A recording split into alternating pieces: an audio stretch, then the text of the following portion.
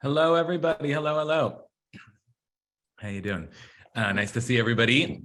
And I'm excited today to head with you into the Jacob story. And Jacob is this week's Parsha, Parshat Vayeitzei, really begins the Jacob story. I mean, we began it last week because we met Jacob and we, Jacob in some ways was already the major player in last week's Parsha, the one who manipulated his brother into the sale of his older brother's birthright, and then actually deceived his father into getting his older brother's blessing. And of course, that's the big work of last week's Parsha, is to figure out, are those two things related? What's going on? But whatever conclusion we come to, Jacob is at the center of it and is scheming. But last week, if Jacob emerges as a schemer, it's still taking place in the context of a family dynamic, and there are lots of key players and lots of active participants and manipulators of the family dynamic. Rebecca plays a powerful role. Isaac is somewhat passive, but Esau also is trying and hunting and fighting, and everybody in that family is active and significant in last week's Parsha. This week's Parsha really feels like it's Jacob's story. We follow Jacob from his home, fleeing his home, because after all, his brother now wants to kill him. And he leaves and he heads towards his uncle's home at the behest of his mother, Rebecca, because that's where she comes from. And just like Abraham didn't want Isaac to marry a local girl, a Canaanite woman, so Rebecca seems also not to want that. And there's a kind of an echo of the earlier journey back to Abraham's homeland, right? Because remember, after all, Rebecca and Lavan are the daughters of Nahor, who was Abraham's brother. So it's somehow like Abraham had to leave, and yet every time they want to start dating, they have to go back. And somehow these men who are inheriting the covenant can't just marry anyone. They have to go back to the source to find worthy partners in the covenant. Okay, so Jacob heads out, and then we are with Jacob for a couple of decades as he is working on his uncle's farm, let's call it. And although it's not really a farm, they're shepherds. They have flocks, and we'll see that is one of the central images in this week's Parsha is the flocks of the herds. But we're there with him for 7 years, and then another 7 years, and then more time as he works for his uncle, stays with his uncle, and significantly, and this becomes the major drama of the Parsha, starts marrying everyone around him. Marries both his uncle's daughters, we'll see that today, and marries their handmaidens, right? That word now has a cultural echo, handmaids. And so is married to 4 women, and it's just chaos. And there's a lot going on in this week's Parsha, and a lot to track in Jacob's life. But today, I want to talk especially about Jacob's great love, and really the moment when Jacob seems to fall in love with Rachel. Okay. And we're going to take a look at it. We'll get into, we'll do a careful reading of that moment because it's a strange moment. And that, I guess, is what I wanted to say here at the outset, speaking of strange moments, which is that Jacob is always a difficult, complicated figure to deal with when we start reading through the Torah again. We have these, all of our great ancestors were complicated people. These stories are complicated stories, and there are always complicated family dynamics.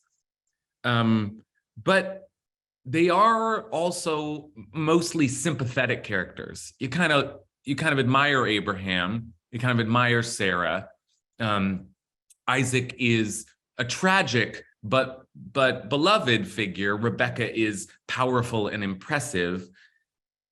And then Jacob comes along, and I think we struggle with Jacob, and I think we're meant to struggle with Jacob, just like Jacob does a lot of struggling with everything around him. So we also struggle with Jacob, who is, on the one hand, the ultimate patriarch.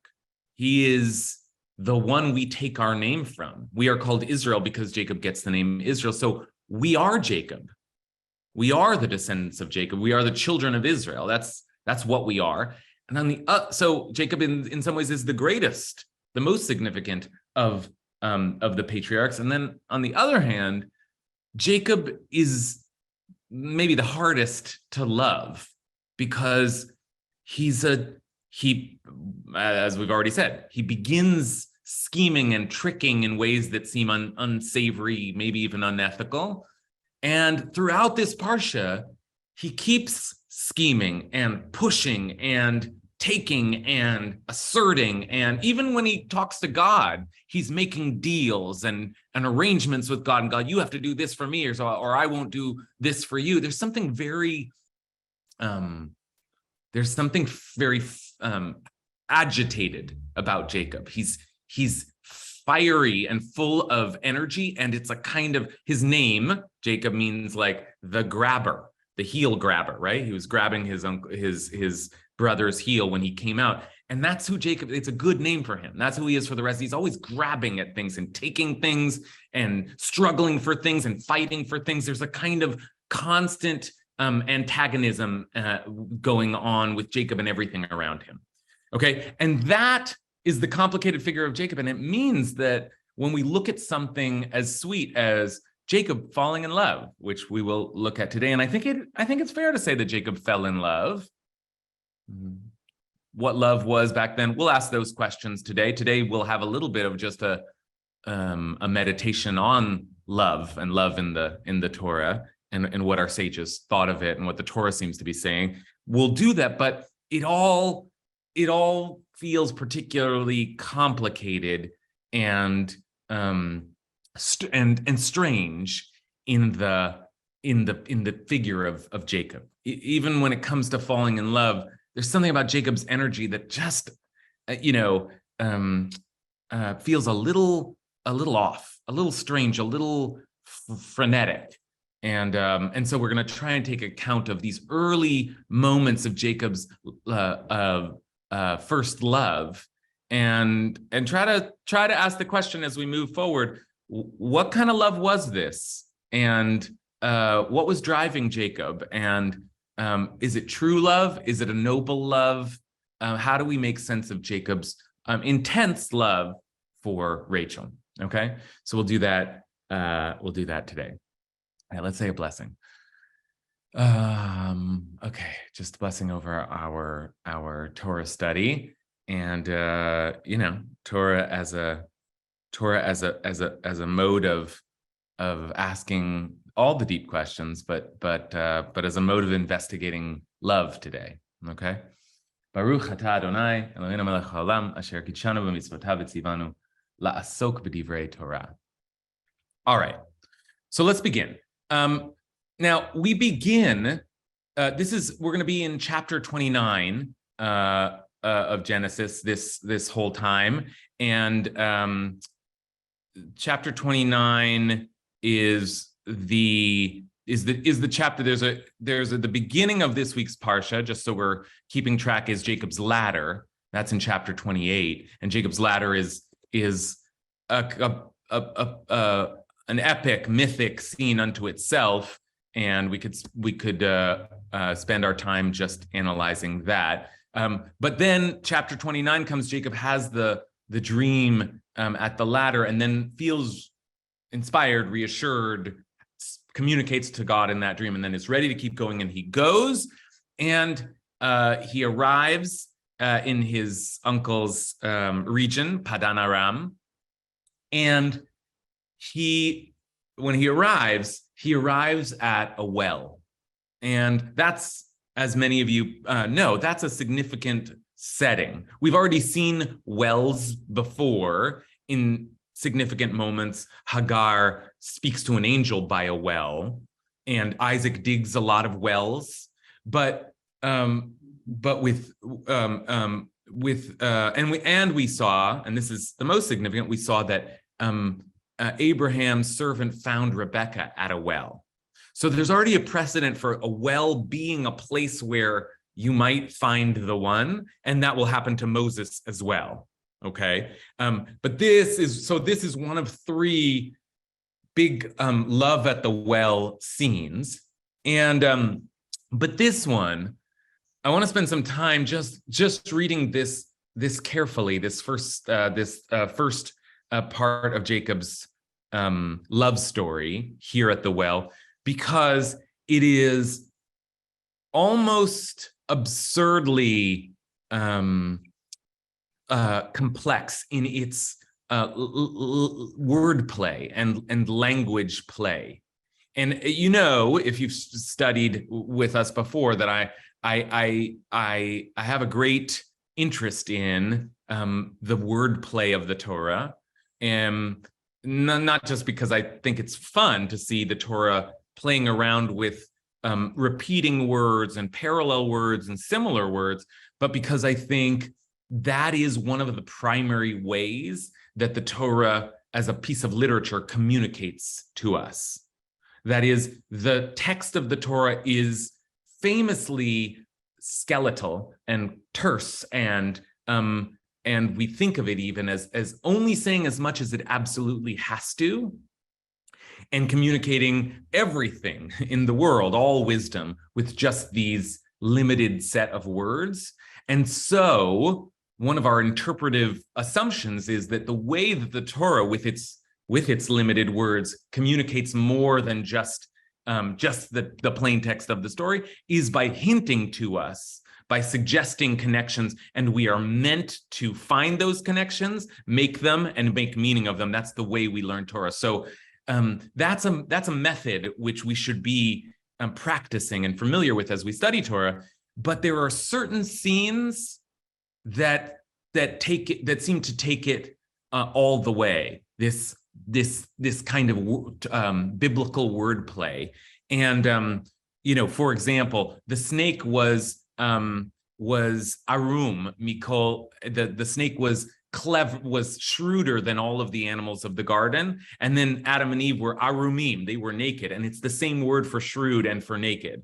So when the Torah does something like that, just like in the same scene, uses a word in two different ways, you can feel that the Torah is playing around, is asking us to play around with language, and so there are certain scenes where there's so much wordplay that it's like the Torah is asking us to pause and try to become a little dizzy, and then to try and gain our balance again. And this first scene with Jacob and Rachel at the well is one of those moments where the language is almost too intricate. It's hard to keep track of.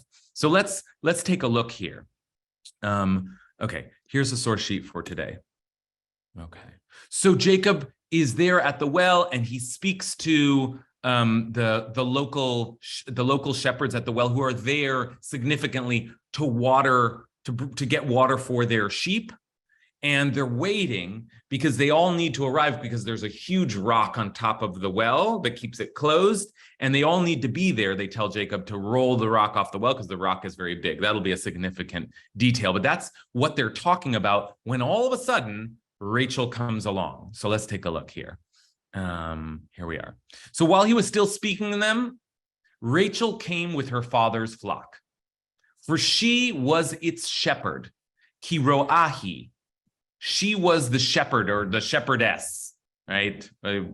She was, and I want to just lean into that a little bit because it's significant. Like she, the woman, we haven't seen a woman shepherd yet, although they may have existed all along. We haven't had someone named as a worker, a shepherd, right? So Rebecca was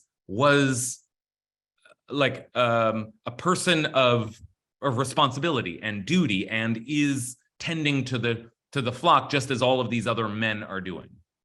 Okay, and when Jacob saw Rachel, now she just walked in, he's never met her before. When Jacob saw Rachel, the daughter of his uncle Lavan, and the flock of his uncle Lavan, so he sees her and he sees the sheep. So when he sees both things, and it's a little funny already, like he sees both of those things, what does it matter? But he sees her and he sees the flock. So he went up, and in a moment of, alpha male inspiration, he goes and he rolls the stone off of the mouth of the well. Okay, this stone, which supposedly you needed a whole village to move, Jacob, seemingly inspired by Rachel and wanting to impress her, goes and superhumanly rolls the stone off by himself, and then does her a favor. He waters the flock of his uncle Lavan. Okay, so it's a very heroic, grand gesture. She walks up, before he's ever said a word, he takes one look at her and he's, Superman, and rolls the thing off, and then provides her with water, like, ta-da, look at what I've done. They haven't said anything yet. Okay, and now, all right, this is already a grand gesture.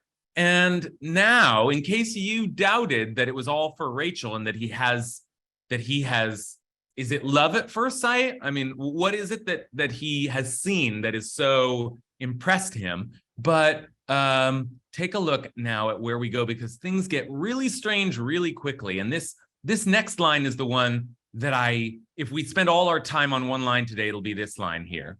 So he went up and rolled the stone off of the mouth of the well and watered the flock of his uncle Lavan. And then Jacob kissed Rachel. You got that right. Jacob kissed Rachel out of nowhere. He's never said a word to her before, and he kissed her. Now, I don't think the Bible is as tsanua, as modest as some formulations of religious modesty. Like I actually think the Bible can be a little bit wilder than even later Jewish formulations of the virtue of modesty. But it's the Bible is not explicit in its dealings with intimacy, right? It's usually an allusion and just a hint towards intimacy. The idea that Jacob in public boldly just smooches this young maiden who's walked along is already shocking and bizarre. But if that weren't shocking enough, take a look at the end of the verse. Jacob kissed Rachel, and then he broke into tears. So we're going to have to try and figure out what exactly is going on here, because this is the moment, if there is a moment, where Jacob falls in love. I don't know. Is that what we're going to call it? I'm not sure, but he kissed Rachel and he broke into tears. There's a lot of emotion coursing through him one way or another. And then Jacob told Rachel that he was her father's kinsman and that he was Rebekah's son, and she ran and told her father. And on hearing the news of her sister's son Jacob, Lavan, this is his uncle Lavan, ran to greet him, and he embraced him and kissed him. I'm just bolding that because it's interesting. There's another kiss immediately. So as we're looking at wordplay, we'll take account of that, and took him into his house. And he told Lavan all that happened. And Lavan said to him, and this is also a kind of surprising flourish, "You are truly my bone and flesh." Okay. So a lovely encounter first with Rachel, and now it seems like he's being brought right into the family. Okay. Let's just, before we open it up and try and figure out amongst the group what exactly is going on here, how we can read Jacob's behavior, let's take note of what I said at the outset, all of the strange wordplay that we see here in this story. There's a lot going on And I can't say that I have totally unraveled it. I don't, I'll be curious to see what you do with this because it's, as I said, dizzying. But let's just start with Rachel coming along with the flock. Rachel coming in with the sheep, okay? Now, what does Rachel mean? The name Rachel. Okay, I'm just asking you. Some of you know. The name Rachel, someone's speaking up, it means? Like a female sheep, ewe? Good, Marianne's exactly right. A ewe, right? We don't usually say that word, E-W-E. A sheep. A Rachel is like a little lamb, a female sheep, right? And so that's already kind of like strange. Rachel, the sheep, right? She's named like Little Lamb, which is, it's a cute name. She came with her father's flock. So the little lamb comes with the other sheep, but she's a sheep, but she's not a sheep. She's the shepherd. Okay, she's with the sheep and she is a sheep, but she's not a sheep. She's the shepherd. So that already is like, there's a lot going on there. And how do we know that Rachel means sheep? Well, actually, the first usage of the word Rachel is in the name, but the other use of the word Rachel comes just later in the Parsha, when Jacob says, these 20 years I've spent in your service, your ewes, your sheep, richalecha, there's that word, same name, and she-goats never miscarried, nor did I feast on rams for your flock. He's talking to his father-in-law here, and he's saying, I kept good care of your sheep and your goats. So it's not like we have to go far afield to make the connection that Rachel, the name, means lamb, sheep, ewe.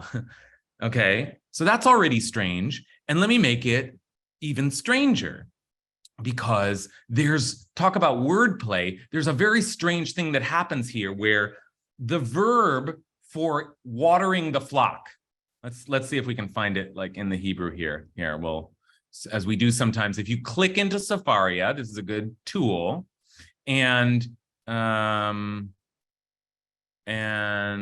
he watered the flock. Okay, so you can click on a word in Sefaria and you'll get the dictionary definition. So to give, drink, irrigate, drink water, and cause to drink water. Okay, and the root is this root right here, shin kuf he, right? Now, just look, though, at the word for then Jacob kissed Rachel, vayishak, and you can just see, just visually, whether you know Hebrew or not, it's the same word. Different vowels, these little marks underneath are the vowels, so different vowels, but visually, it's the same word, but it does come from a different root. So this is nashak. Again, shaka, to drink, to give water, nashak, to put together or to kiss. Okay, so Jacob comes on, Rachel comes along, she and her sheep, she is the shepherdess, and Jacob waters the sheep and then kisses Rachel, but it's the same visual verb there, right? And this is the line where he kisses her and then starts crying. So the Torah there, one line after another, is using the exact same lettering to have Jacob responding to the sheep with water, responding to the woman with a strange kiss. And remember that when they started coming, the Torah was very explicit to say that Jacob saw Rachel, and it's almost like the language here is almost doubled. It's not just that he saw Rachel and the sheep, it says he saw Rachel, the daughter of his uncle Lavan, and the flock of his daughter of his uncle Lavan. Okay, so let's just stop there for a second and try to let's just let the dust settle a little bit here, because I feel confused. Like, what does Jacob love sheep also? Like, what's going on? In fact, my friend said he was waiting his whole life. He's a big laner, reads from the Torah, and he's like, I'm waiting my whole life for someone to make the mistake. And I finally went to shul one year in Parsha Vayeitzei, where someone makes the mistake and reads Vayishak et hatzon, and he kissed the sheep.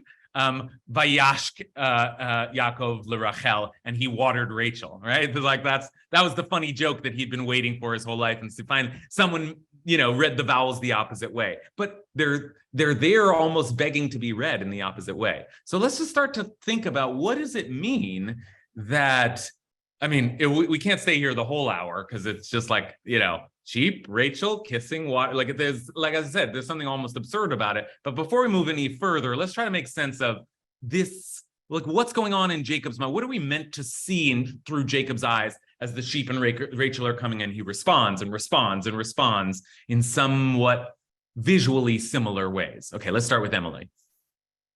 So in the part just before this scene, he gets to the well and he's talking with the other shepherds there and asking them about Laban, and they say, oh, his flock will be along soon or something. So they're all like waiting for Laban's flock before they can get water. So it seems like Jacob knows who's coming, but he doesn't know if he's going to like what he sees or if it's going to be big enough to be worth going after. So it just seems like here comes this flock, here comes this beautiful girl that probably looks like his own mother. He recognizes her right away. And it's like, yeah, this is a family worth joining and getting into. And he's overwhelmed with joy that he's found like this perfect, family. That's what I see in it.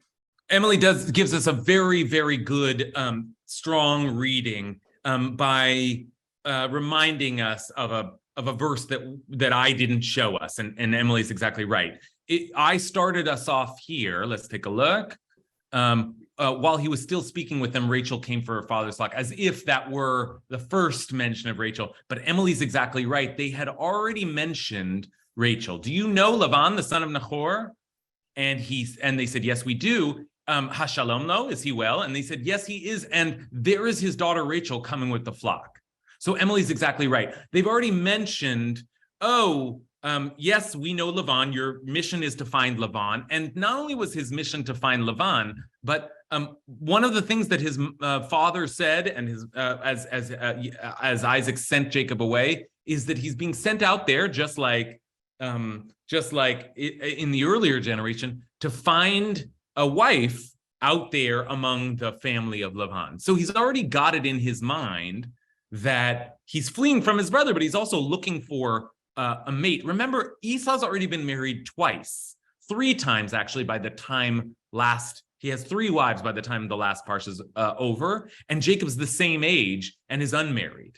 Okay, so Jacob, one way to read the story is Jacob is an aging bachelor, right, an Alterbacher, and so I think Emily's right to imagine that he's looking for Lavan. He imagines that, this could be a good situation. He wants to find a wife here. He hears, he has got a daughter and she's coming, but he doesn't know this woman and then she shows up, and I don't know, she's gorgeous. She's impressive. She's a shepherd in her own right. He shows up and it's like, this is I was worried, I was excited, and now I feel like all of my dreams will be fulfilled. So maybe that's part of what's happening here.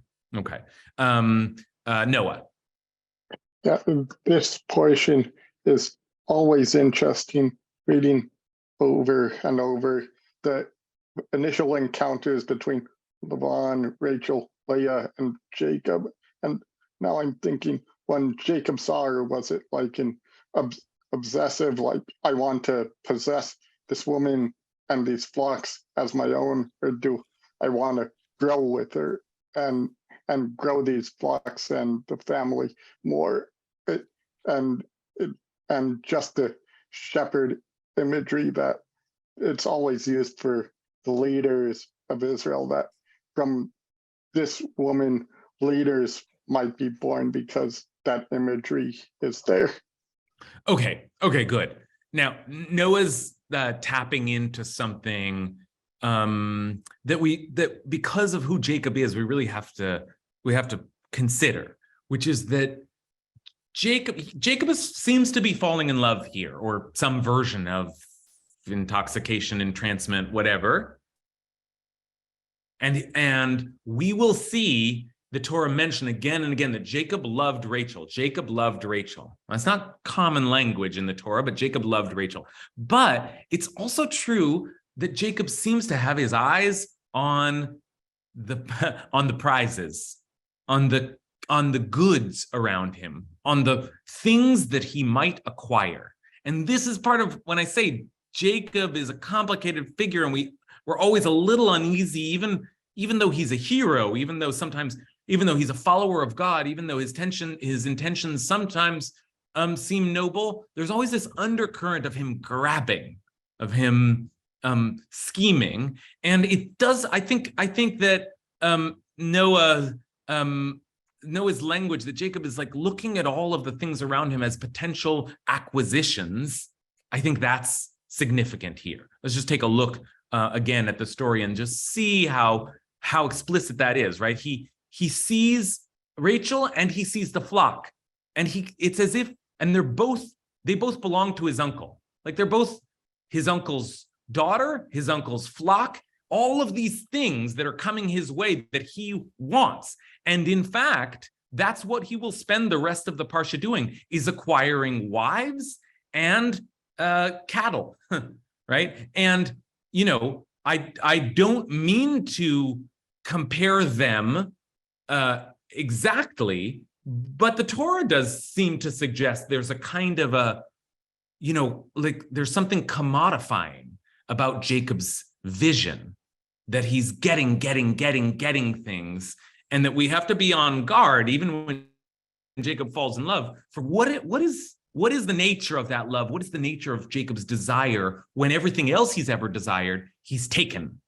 Okay. And Noah imagined that, no, he also sees Rachel as a worthy partner who will help him with it. And that might be true too. I don't want to paint Jacob as entirely suspect, but there's that undertone. There's that undertone. All right. Let's keep going. Marianka. Okay, so on one hand, I have to say that Jacob bursting into tears is like the most romantic scene in the whole Torah, right?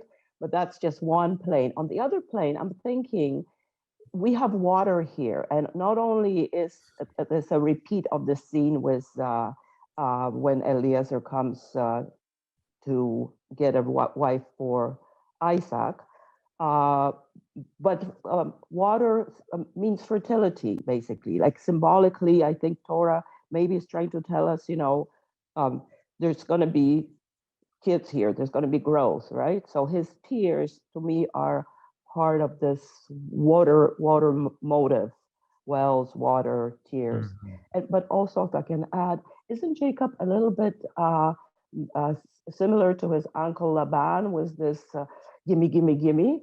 When Eliezer came, it was Laban saw all those goodies that Eliezer brought. He was like, oh, welcome, welcome, bring all that good stuff to my home, right? So Jacob is, it is his uncle, right? Yes. Okay, I don't know. No, that's great. Now, what you're saying is strange, but also true. And another thing, I've been talking about the blurring of the image of the sheep and Rachel, but there's another figure in that blur of Jacob's first encounter, and that is his uncle Lavan. And I think Marianka is right. Like Lavan is like the foil for Jacob. He's like he's out Jacobing Jacob. He's more of a trickster, right? As we'll see before we finish, he famously tricks Jacob into marrying the wrong wife, right? So he outdoes Jacob, and there's a way in which Jacob's getting his due. But it's also true that in this first scene, Jacob is almost strangely wrapped up, not just in Rachel, but in Lavan. Everything's like his uncle Lavan, and then he watered the flock of his uncle Lavan. Why is it not Rachel's flock? And he kissed Rachel, and then, as I pointed out before, then the next kiss we see is Lavan kissed him, and Lavan brought him into his house, right? And then Lavan said to him, "You are truly my bone and flesh." Where do we know that language from? It's a pretty explicit allusion and that is to the Garden of Eden, when Adam, encountering Eve for the first time, says, "This one at last is bone of my bones and flesh of my flesh." It's like a poem that Adam writes to Eve, and Lavan is like echoing that, which on the one hand is just like, we're family, and it also, I think, Jacob's just met the love of his life. It's like Adam and Eve kind of vibes, but it's Lavan speaking it out. And a lot of Jacob's romantic or intimate life will be, as we know, negotiated through Lavan, his two daughters, the maid servants that he assigns to his two daughters. He switches there's this weird way in which Jacob is negotiating with Lavan for his work, but also for his love life. So it's very, very strange here and worth noting. Marianka also says, and I want to take some time and just look a little bit into this romantic moment, that this is one of the most romantic moments in the Torah. He kisses her and he starts crying. And it's strange. There's lots of ways to think about that crying, but one way to think about it is that it is romantic. He's just so overcome with emotion. So I want to just take us a little bit into those tears, and to look at what some of our commentators. As you know, I'm a fan of the commentaries. Let me, Vera, would you put a link to my, here, let me once again, I'll do it. I think I have it here. I feel like I'm supposed to use this forum to promote my new book, which is on Torah commentary. So if you like what you see here, check out my new book. I don't know how long you're supposed to just shamelessly promote yourself, but I think I'm still in the honeymoon phase. So anyway, Torah commentary, our tradition of commentators who have done over the centuries exactly what we're doing, which is to look at a line like, and he kissed Rachel and he broke out into tears, and to ask, what's going on there? And one of the things I want to show you in the commentaries this week is that there are commentators who are surprised and uneasy with Jacob's behavior. And then there are other commentators that really do see this as a moment of romance and love. So let's take a look at just a couple of responses from our great sages to this strange kiss. Okay, the first one that we will look at is the great Rashi, the most famous of our commentators. And Rashi says he broke out in tears, he kissed her, because he foresaw through the Holy Spirit, he had prophetic vision that she would not be buried with him. Okay? So, and that's true. Rachel dies on the side of the road tragically in the middle of a journey, and is not buried along with all the other ancestors in that cave that Abraham purchased, Ma'arat HaMachpelah. So what Rashi imagines is that Jacob kisses Rachel and immediately senses some impending tragedy. That even in the moment of falling in love, he sees there's pain ahead. That this connection is so strong, but it will be broken, and we will not lie in our final resting place together. Okay, so that's one take. And here is another take. And today we're going to look at the Sforno, Ovadia Sforno, who is one of the famous commentators that appears on the page of Mikrot Gedolot, one of the classics. He was at the end of the Middle Ages, sort of late 1400s, early 1500s. He really actually should rightly be thought of as the first kind of Renaissance. He's not really a medieval thinker. He's more like a Renaissance thinker, and he lived in Italy and studied in Rome, and I think was familiar with what's the name of that? Johann Reuchlin? Reuchlin, is that the right? He was part of the kind of elite and educated Roman society, and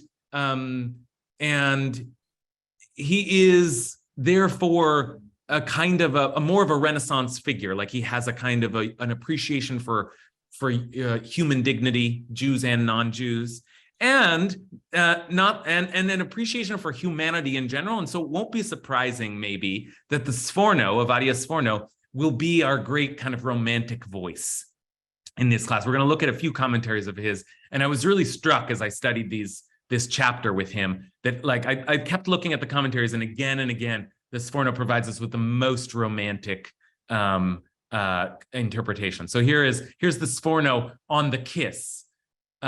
He broke out in tears. Rashi said because he saw that she wouldn't be buried with him, but the Sforno says he broke out in tears because he was pained that he didn't merit marrying her in his youth, so that by now he would have had grown-up children with her.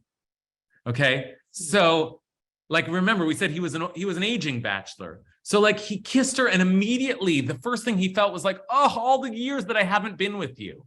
Oh, if I'd only met you 20 years ago, like this is perfect.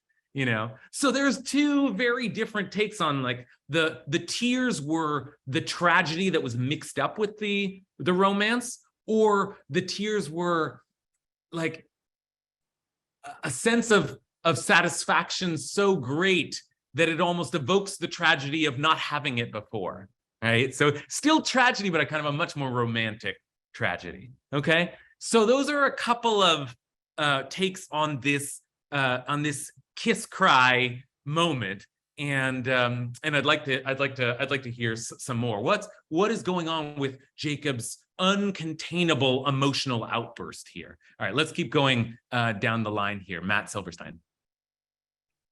Okay, this wasn't what I had to talk about, but okay. You can pass. I can come back to you. If you can come back to me. I will do that. Okay. Jen. In fact, I want to just say it's a complicated thing because I want to call on people, but then I set things up based on where we are at with the text. And I should say, you can always put your hand down. You can always put it back up, and you can always pass. There's no need to make a comment if it's not relevant to the moment. It's a tricky thing we're trying to do here on Zoom. So I appreciate the graciousness, the humility that it takes to say not right now. So Jen. I'm so glad we get to spend time on the romantic part, though. Yeah. So here's my take on that, especially with the wordplay. The first thing he does when he sees Rachel is nourish the flock. That's what he's doing. And the verb for that is then related to the kiss, and it's a nourishing kiss. That's the parallel that I see.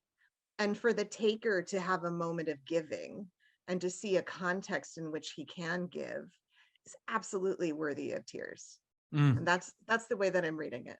I love that. Love that. I'll just echo it for just a second, but you said it so well. Jacob, the parallelism that we noted. He waters the flock, he kisses Rachel. There's something nourishing, irrigating, flowing, life force flowing about Jacob's response. And so we should read the kiss that way. He's watering, nourishing, giving. I love the way you put it, Jen. He, the taker, is now wanting to give, and that's exceptional for him. That's important. Alexandra? So I'm not very romantic. I'm more practical. And to me, what's more romantic is that he watered the flock than the kiss. The kiss to me is basically he was just told to leave his family because his brother wants to kill him. He was sent away, and he was sent away in where he thought God had forsaken him. He didn't even know God was where he was sleeping. God is everywhere. He didn't even feel like God was with him. And so he sees her and he's like, oh, thank God my family is alive. Like he didn't even know they were still alive. He didn't know that they weren't starving. So he sees that they have a flock. Oh my God, I'm not going to starve to death. I'm going to survive. This is family. I can belong here. I have a place.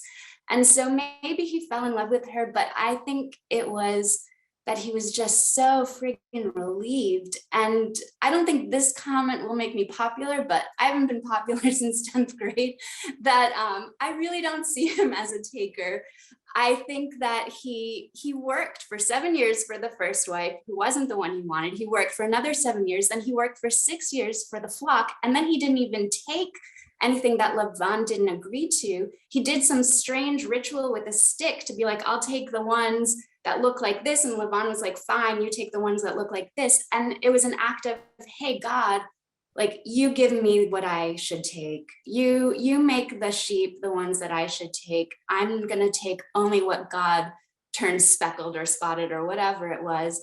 And I have a different read about the Esav shenanigans also. So I just feel needed to say, I don't think he was a taker. I think he was a terrified person who was just relieved he was going to survive and so thrilled to meet family. Great. I really appreciate this kind of a parallel or alternate read of Jacob, because I think, I said there's a tension at the outset where on the one hand, Jacob is the founder of our peoplehood. And then on the other hand, like, it's so easy to read him as a taker, as a schemer, as a trickster, as someone with a streak of something corrupt.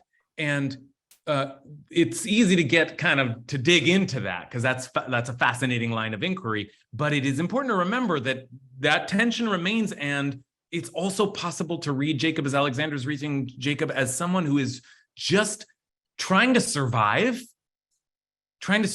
in very tense. And you'll see Jacob just trying to keep everything together.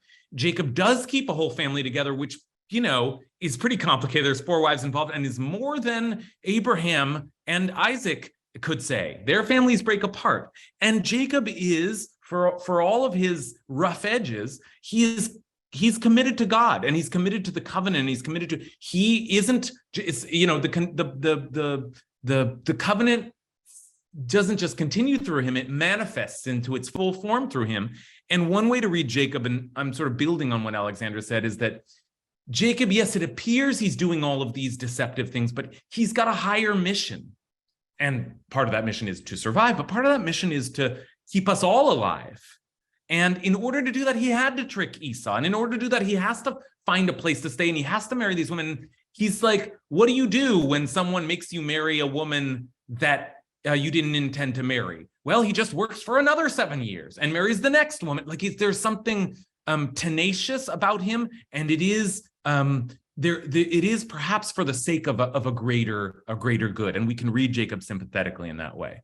Okay, so I very much appreciate. Let's keep that in mind as well. We don't need to necessarily be so suspicious of Jacob. We're down now here at the last 10 minutes, and we've spent most of our time on this first moment of encounter, which is great. But I do want to.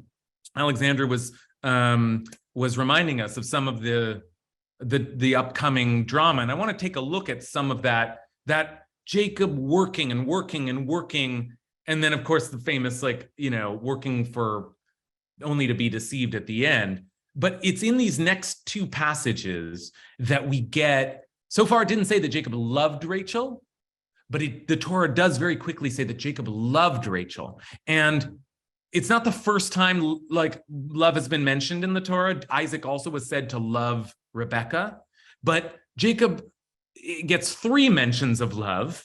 So it's really hammering the point home.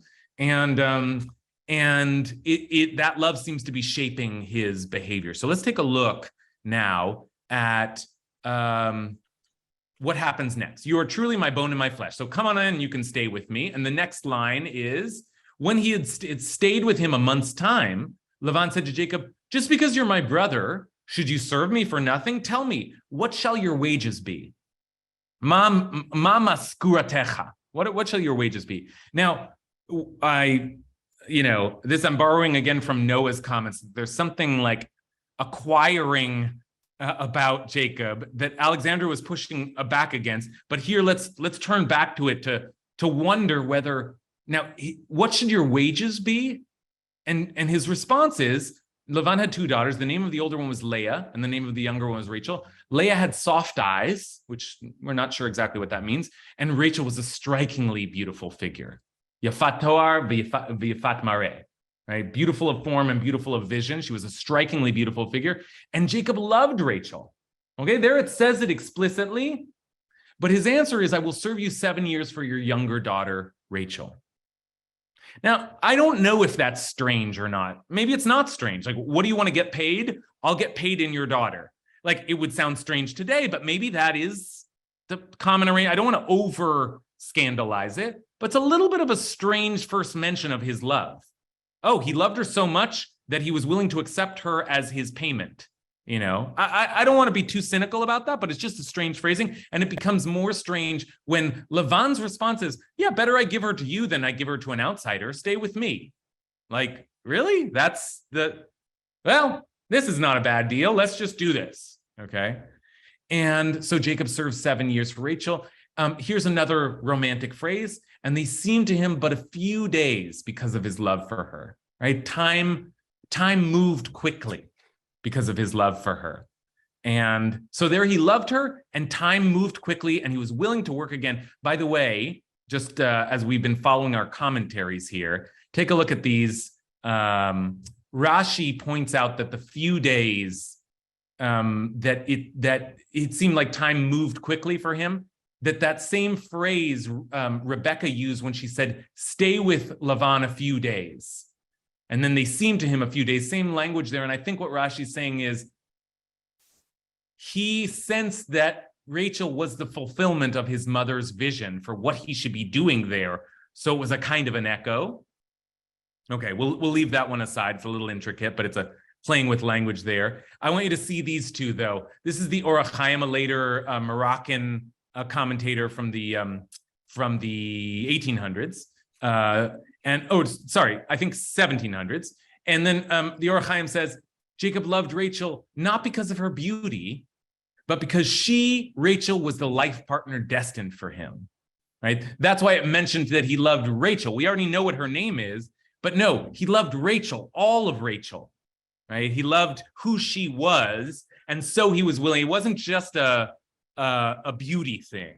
So that's interesting. And then here's the Sforno again, saying another kind of beautifully romantic thing.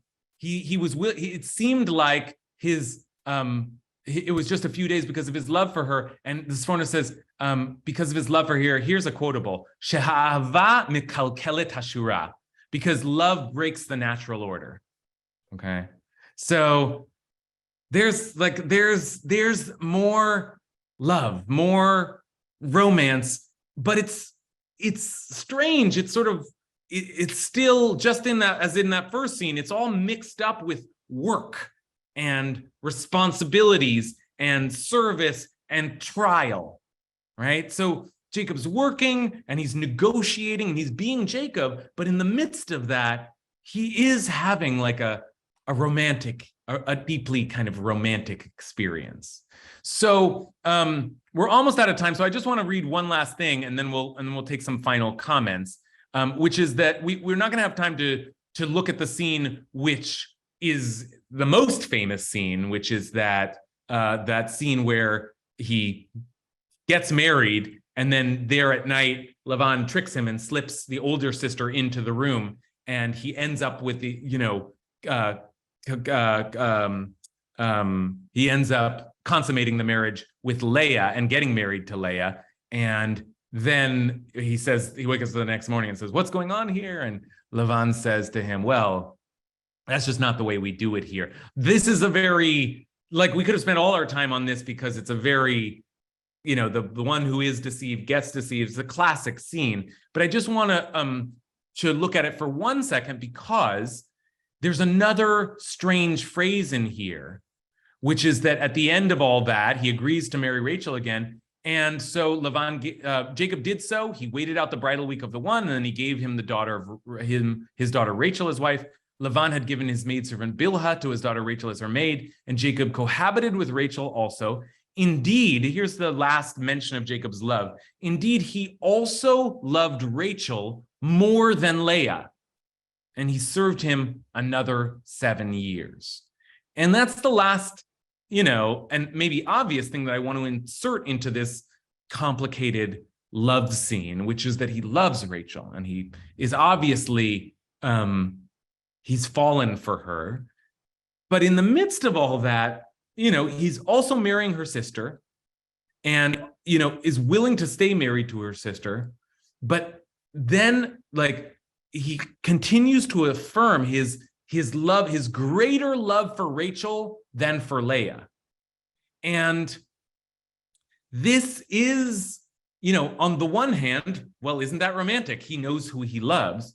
But on the other hand, it creates all kinds of his love life with Rachel immediately becomes something explosive and tense and competitive, and he'll spend the rest of his time with both of them negotiating which one feels more loved, which one is more attended to, which one does he privilege, whose children does he privilege more. Everything just starts to break down as things get more and more complicated. And yet, even in the midst of all that, he loves her. He loves her. He loves her. He loves her. He loves her the most of all. And this hurts Leah. And I think it hurts us to read how Leah becomes the hated one.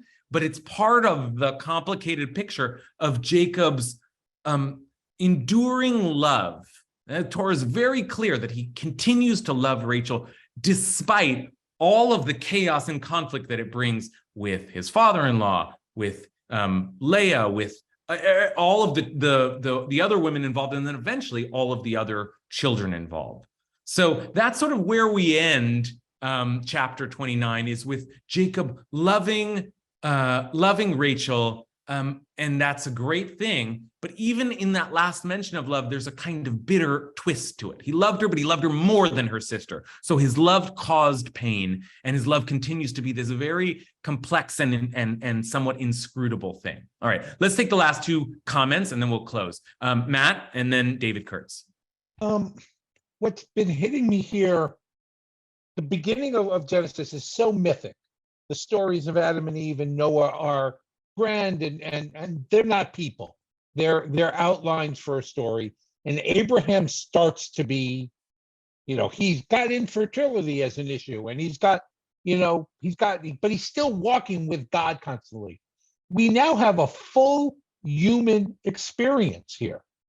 This is we can strip God from our telling of the story and have an interesting, full, complex human place, which continues through Joseph, where Jacob's whole life story is now a human story, a person story. And just want to say, unlike Moses, because having established this, we get to Moses and we're back to this other kind. Great. Okay, this is great. And Matt has offered us this kind of interpretation before, so he's got a framework here that he's reminding us of, and it's a very helpful one. Matt has sensed before in his reading of Genesis, and it's true, that Adam and Eve and Noah are like, there's something mythic about, we're not supposed to read that as history, that these people are hardly people, they're like beings that are playing out a symbolic reality. And so we don't have all the complications of interpersonal human relationships. And then as things move forward, with Abraham, there's something much more human and complex and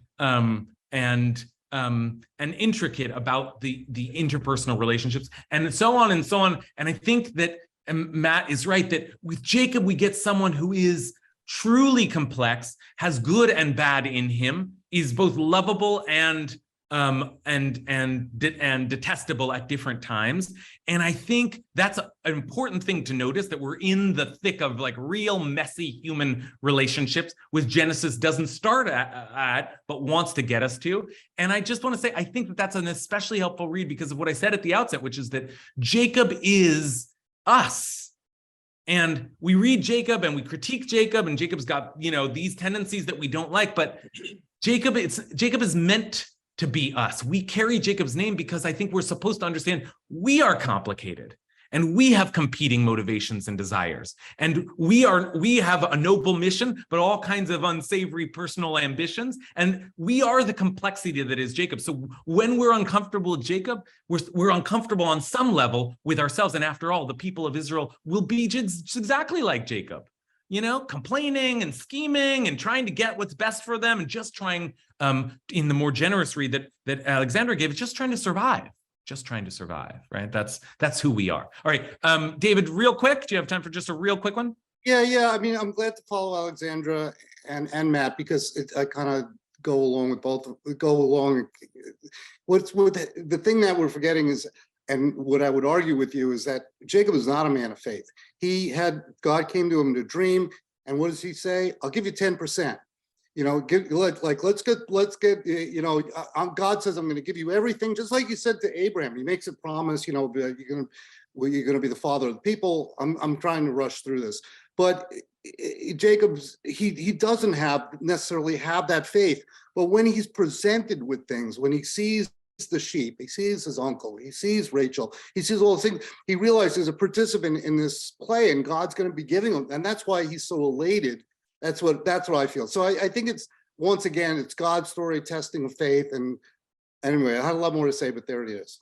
Okay. All right. So okay, great. Remember that we're just at the beginning of Jacob's journey after all. And a lot of these kind of rough edges are part of the story. Jacob's on a journey to like refine, to hone his relationship with God, with the covenant, with everybody around him. And these are just the kind of opening moves.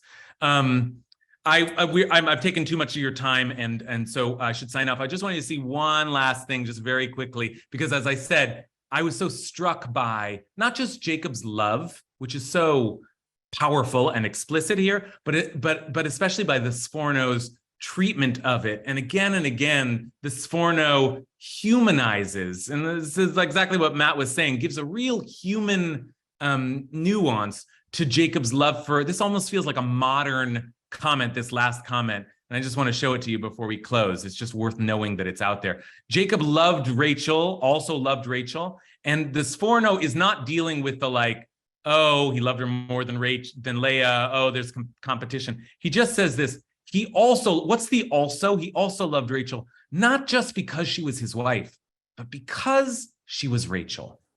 Right? Lo bishvil ha'ishut bilvad, ela gam ba'asher hi Rachel. Because she was Rachel, because of her distinct personality and of her deeds, which reflected this personality.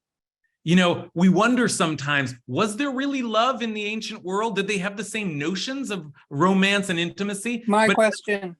Right? So it's a good question, but at least in the reading of this Sforno, and I think in the reading of a lot of our eyes, there's something about this connection that whatever else you want to say about Jacob and whatever else you want to say about the complicated story, there's just some kind of powerful force of love there. Like it was Rachel. It was about Rachel. It was because of Rachel that he was willing to work, that he was willing to fight through, that he was willing to give of himself in this way. Okay. Speaking of love, I'm going to a wedding next week and I will not be here next week. So no class next week. We'll skip class next week. I'll send out an announcement. I'll see you all in 2 weeks. I wish you a good Shabbos.